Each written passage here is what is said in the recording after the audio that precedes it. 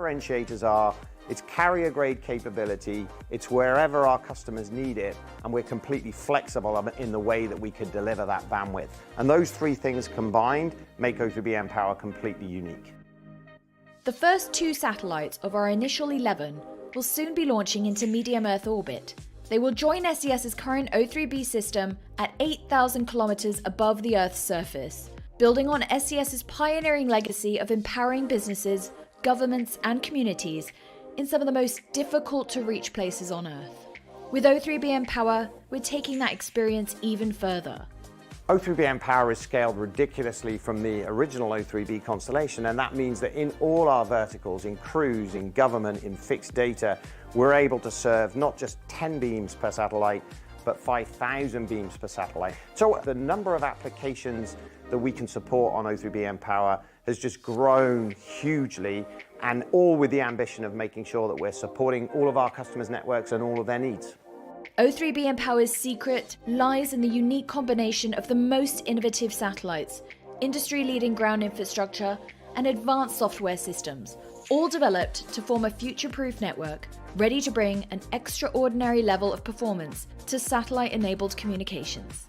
Our journey with O3b mPower with SES began when we were presented with a very complex problem that we knew a traditional design approach, a traditional satellite architecture simply wouldn't solve. We needed to design a network in the sky. It's been a tremendous journey of invention. We're here in historic Cape Canaveral, and we're just a short time away now from the first launch of O3b mPower. And actually, this is going to be the first of 5 launches that are going to happen over the next year or so, and I could not be more excited. And I hope in joining this broadcast, you're going to get to witness an incredible launch, but you're also going to get to share in the O3b mPower journey.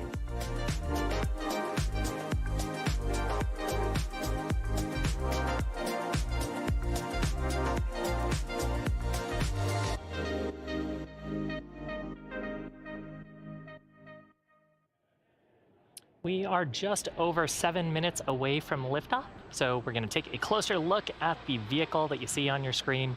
The 2-stage Falcon 9 vehicle stands 229 feet tall. That's slightly taller than a 21-story building.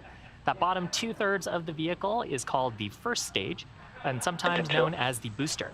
Its job is to accelerate the vehicle through the Earth's atmosphere and into space, and then it will separate away from the rest of the rocket.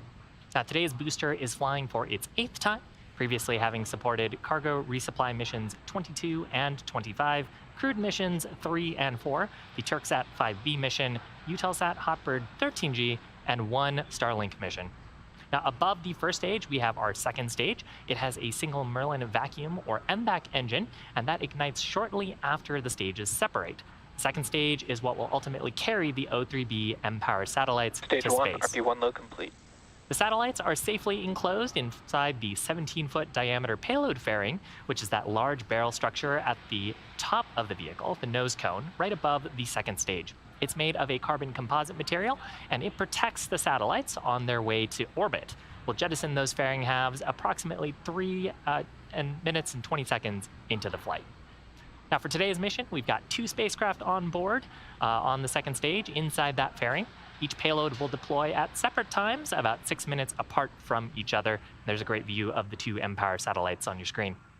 The fairing halves supporting today's mission are flight proven, one half having flown for its 4th time and the other having flying for its 5th time today. Now, next to the vehicle, we've got this large truss structure that's called the transporter erector. You will also hear that referred to as the TE or the strongback. We use that to roll the vehicle out to the launch pad and raise it into the vertical launch position. It also has the important role of routing the vehicle's fluids, power, telemetry, and umbilicals from the ground system to the rocket and the satellites. And that'll continue until Falcon 9 transitions into the final stages of the countdown when it transitions to internal power and ultimately clears the pad. At T-0, liftoff, we'll retract the TE away in order to clear the way for Falcon 9's Tanks descent. are pressing for strongback, retract. You just heard a call out there that we're beginning to pressurize the tanks on Falcon 9 in preparation for retracting the strongback. Keep an eye just below the fairing. You'll see the clamp arms of the TE. We'll start to open those around T-minus 4 minutes and 17 seconds.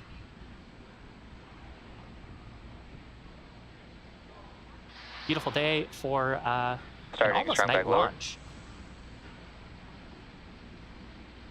A great view there of the second stage, and above it is the first stage. We should shortly see the strong back arms retracting. There you can see them opening. As we get closer to T-0, we'll actually see the strong back fully recline away. In preparation for that, in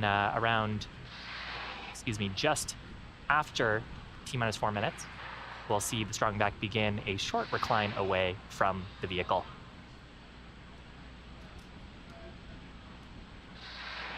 At the base of the strong back, we've got a hinge structure, and we use ground hydraulic systems to pull back the strong back to a fully reclined position that'll recline even further at the T-0 mark.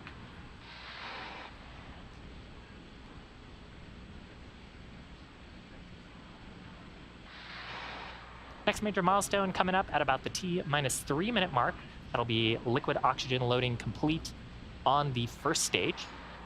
At this point, we have fully loaded fuel on both the first and second stages, and we're topping up liquid oxygen on both stages. We have about 1 million pounds of kerosene fuel and liquid oxygen at launch. And we continue Stage 1, lock load topping complete. up. There was a call out there for stage 1 lock load complete. We continue topping up that liquid oxygen on the first and second stage because we loaded at an extremely cold temperature, which is much colder than the surrounding environment, and it tends to boil off. So as it boils off, we vent off some of those gases that produces those white clouds you see around the vehicle, and we keep topping it up so we can get the maximum amount of propellant and therefore performance out of the vehicle for the mission.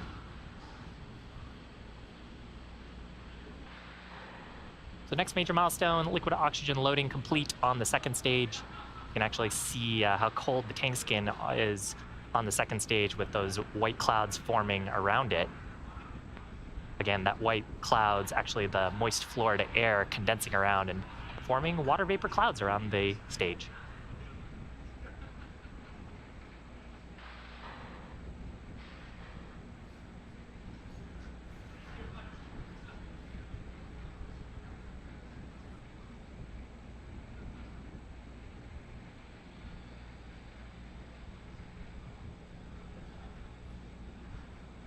Beautiful view at the Cape. We were tracking no major weather constraints today. Stage 2, lock load complete. Call out there that LOX loading complete on the first and second stages. And that white gas cloud you're seeing is actually us venting the lines of the transporter erector, clearing out any propellant that is in the lines that is being routed to the Gas vehicle. launch closeouts. Next major milestone coming up at T-minus 60 seconds.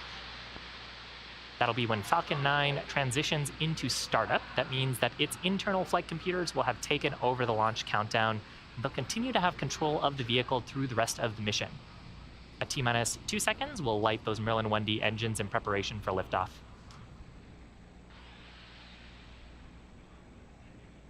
Falcon 9 is in startup.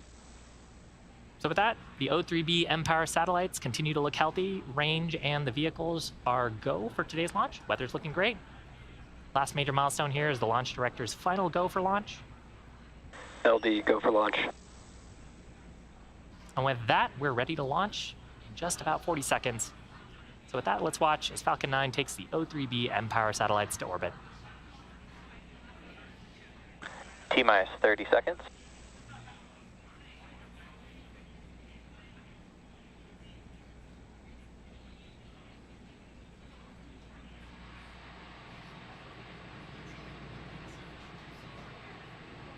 15 seconds. T-minus 10, 9, 8, 7, 6, 5, 4, 3, 2, 1. Engines full power. And liftoff of SES mPower. Go Falcon 9, go SES.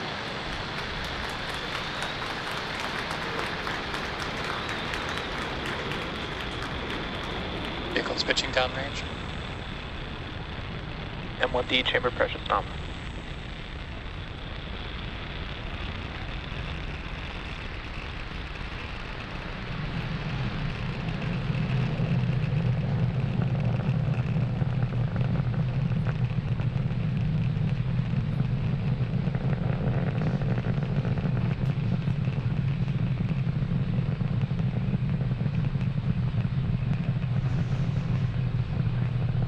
Power and telemetry nominal.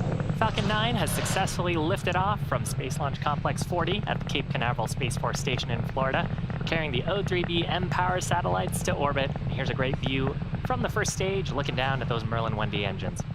Now, during the ascent, we've begun tilting the engines. That's called gimbaling. And we've begun actually moving horizontally away from the launch pad in a maneuver called a gravity turn. We're still mostly going up. As you can see, the altitude is increasing, but we're also starting to go horizontally away from the pad, and ultimately it's that horizontal speed that will get us to orbit. I apologize, I just talked over the call out there from max Q. That is the point of maximum aerodynamic pressure and the highest stresses on the vehicle during the ascent. Now, the rocket needs to go about 17,500 miles per hour horizontally in order to avoid getting pulled back to Earth. So we'll be continuing to accelerate the vehicle in preparation for several events we've got coming up in about a minute. The first of those will be main engine cutoff, followed by stage separation, and then second engine start number 1. Now, main engine cutoff is where we shut down all 9 of these Merlin 1D engines in preparation for separation of the 2 stages, and then followed shortly after by second engine start number 1. We heard a call out there for MVAC chill in. That means we've begun to chill in the turbo pumps on the second stage in preparation for full flow of the Merlin vacuum engine and ignition at about the T+244 mark. So again, coming up, main engine cutoff, followed by stage separation, and then SES 1.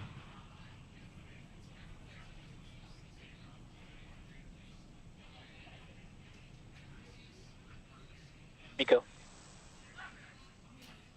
Stage separation confirmed. MVAC ignition.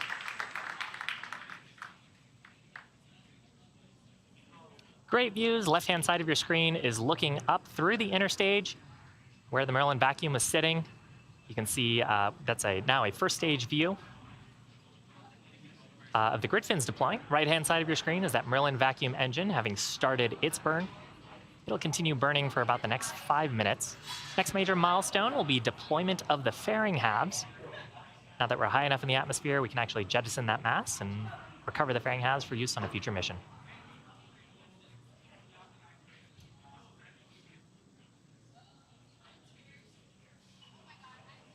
Fairing separation confirmed.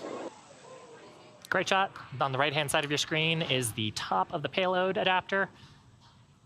And on the, sometimes we can catch the fairing halves jettisoning away in this view on the Merlin vacuum. Again, we'll be attempting to retrieve these fairing halves once they fall back to planet Earth on our recovery vessel named Bob.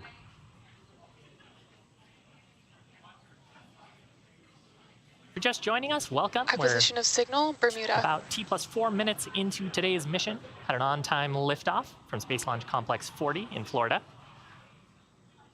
On the left-hand side of your screen is Falcon 9's first stage, using some attitude gas to reorient itself for its next major event, which is the entry burn. And on the right-hand side of your screen, we've got a great view of the Merlin vacuum engine on the second stage. About a little more than a minute into its first burn, and it is carrying the mPower, O3b mPower satellites to orbit. We're carrying 2 today on today's mission for our customer, SES.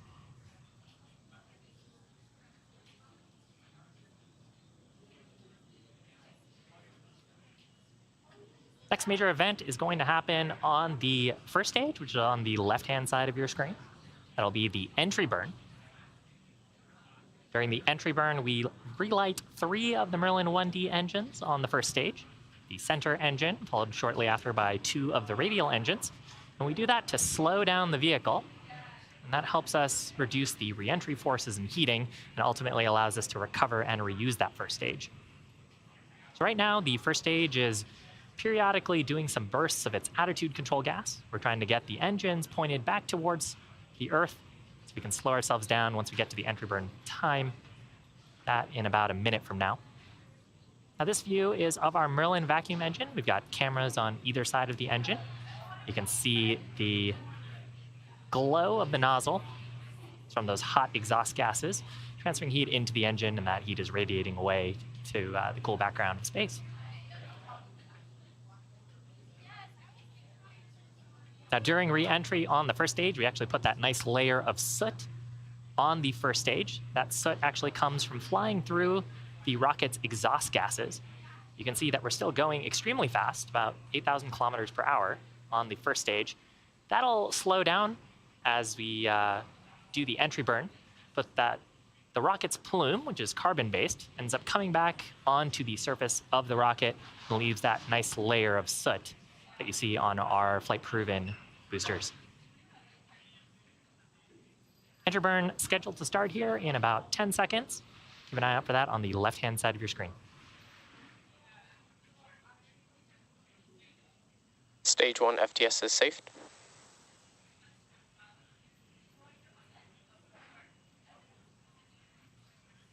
Stage 1 entry burn startup.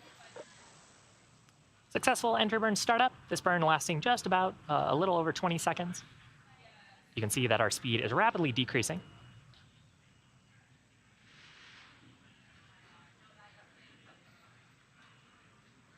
Stage 1 entry burn shutdown. And shutdown of those 3 Merlin 1D engines. Again, we do this burn to help with reusability. And really, reusability is the key to lowering the cost of spaceflight, and that enables more investments in critical scientific research and missions like today's payload. The Falcon 9 first stage that supported today's mission will be performing its landing burn for the 8th time. It's previously supported a number of missions, including the cargo resupply missions 22 and 25, crewed missions 3 and 4, TwerkSat 5B, Eutelsat Hopper 13, and a Starlink mission, and of course today's mPower mission.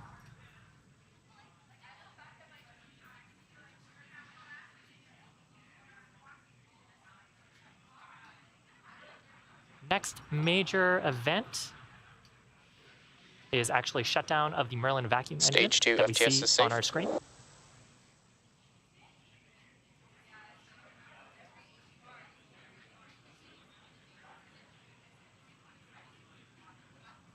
Now, the Merlin engines are optimized for thrust in... MVAC shutdown. They're optimized for thrust in the vacuum of space. They actually have an extremely long nozzle compared to the Merlin 1Ds. We had our call out there for shutdown on the Nominal orbit insertion. on the Merlin vacuum engine, as well as a call out of nominal orbit insertion. Now, it sounds like we're having a little bit of telemetry issues with the first stage. Should have started its landing burn at about the T plus 8 minute 24 second mark. Expected loss of signal, Cape. So the landing burn sequence, we start a single Merlin engine on the first stage. And by now, hopefully we would have landed on our drone ship. We'll see if we can get some more information from the launch team once we get telemetry back.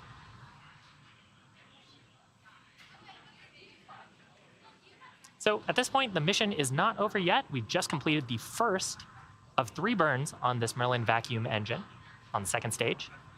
We're in our first parking orbit. Our next burn coming up on the second stage will be coming up after this coast phase. We'll ignite for a second time for a short burn, and then a third burn after that, a little bit longer after.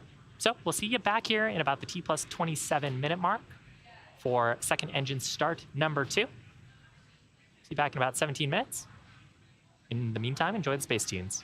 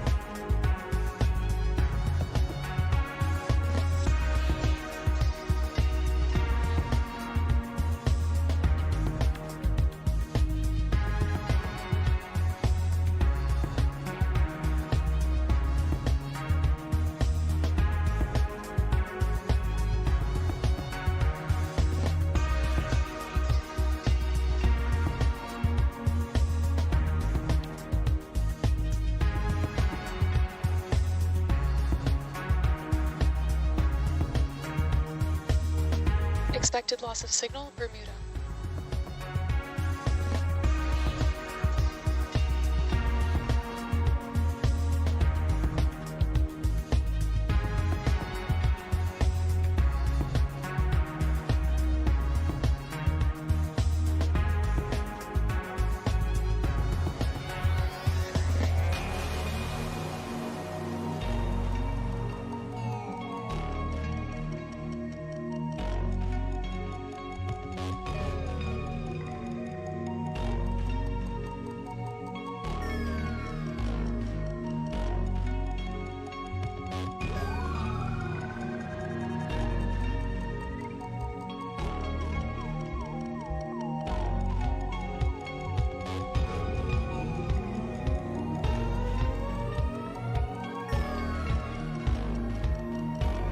Stage 1 landing confirmed.